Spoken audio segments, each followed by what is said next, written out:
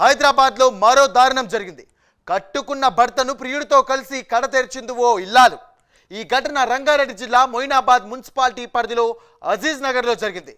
ఈ జంట బీహార్ వాసులు కావడం విశేషం.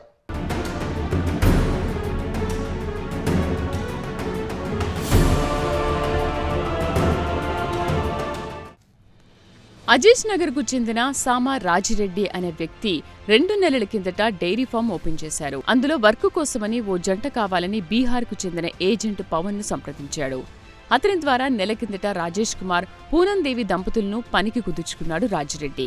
అయితే గత గురువారం రాజిరెడ్డి డైరీ ఫామ్కు వెళ్లి చూడగా అక్కడ మరో వ్యక్తి కనిపించాడు.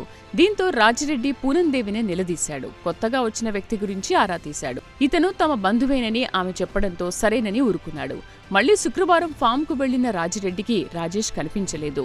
దీంతో పూనందేవిని నిలదీశాడు. తన భర్త మద్యం తాగి గొడవ చేసి వెళ్లిపోయాడని ఆమె తెలిపింది.